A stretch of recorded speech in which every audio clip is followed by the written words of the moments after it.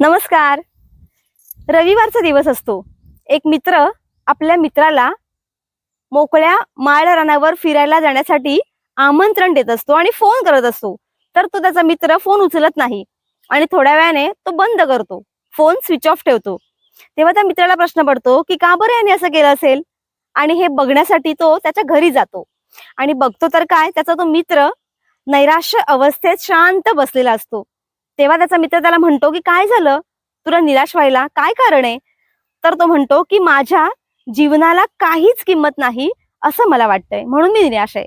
तेव्हा तो म्हणतो की चल, आज एक कार्यशाळा आहे जीवनाचं तत्वज्ञान सांगणारी, आपण तिकडे जाऊयात, म्हणजे तुला तुझ्या प्रश्नाचं उत्तर कळेल की तुझ्या जीवनाला किती किंमत आहे. ते दोघंही त्या कार्यशाळेला जातात आणि तो फिलॉसॉफर त्या कार्यशाळेमध्ये एक 500ची नोट त्या जमलेल्या श्रोत्यांना दाखवतो आणि म्हणतो की ही 500 रुपयाची नोट कोणाकोणाला हवी आहे. तेव्हा सगळेजण हात वर करतात आणि म्हणतात की ही 500 रुपयाची नोट आम्हाला हवी आहे. तो फिलॉसॉफर त्या नोटेला जरा चुरगळतो आणि चुरगळलेली नोट त्या सगळ्यांना दाखवतो आणि म्हणतो की आत्ता कोणाला हवी आहे. तेव्हा जमलेले सगळेजण म्हणतात हात वर करून की ही नोट आम्हाला हवी आहे. तो फिलॉसॉफर त्या नोटेला जरा खाली टाकतो, त्याच्यावरती जरा माती टाकतो आणि तिला खराब करतो, माखवतो, मलिन करतो आणि पुन्हा ती नोट उचलून म्हणतो की आत्ता कोणाला हवी आहे. तेव्हा जमलेले सगळे श्रोते म्हणतात की ही नोट आम्हाला हवी आहे.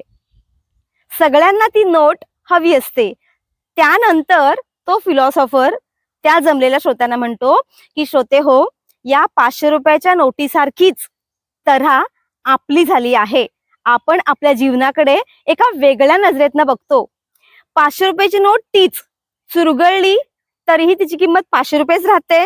तिला खराब केलं, माखवलं, मलिन केलं तरी सुद्धा त्या नोटेची किंमत बदलत नाही. तसंच तुम्हा लोकांच्या जीवनाचं आहे. कधी कधी आपण हरतो, पडतो, थकतो. घेतलेल्या निर्णयाची माती होताना आपण कधी कधी याचा अनुभव घेतो. पण लक्षात हे ठेवलं पाहिजे की जरी मी थकलो, हरलो, पडलो, निर्णयाची माझ्या माती झाली तरी सुद्धा 500 रुपयाच्या नोटेला जगा किंमत जी आहे ती तशीच राहते. तसंच माझ्या जीवनाचं सुद्धा आहे. माझ्या जीवनाची किंमत कालही तीच होती, आजही तीच आहे आणि भविष्यकाळातही ती किंमत राहणार आहे. त्या मित्राला त्या कार्यशाळेमधून अतिशय आनंद होतो आणि जीवनाकडे बघायचा त्याचा दृष्टिकोन बदलतो. भविष्यकाळामध्ये किंवा भूतकाळामध्ये काहीही घटना घडलेली असू देत, किती वाईट घडलेलं असू देत, त्या घटनेचा आपण आपल्या जीवनावरती किती फरक पडू द्यायचा हे आपलं आपण ठरवावं. कारण नोटेची किंमत बदलत नाही. काहीही घटनेत कुठल्याही कारणाने तिच्याबरोबर कुठलाही व्यवहार झाला तरी तिची किंमत तीच राहते.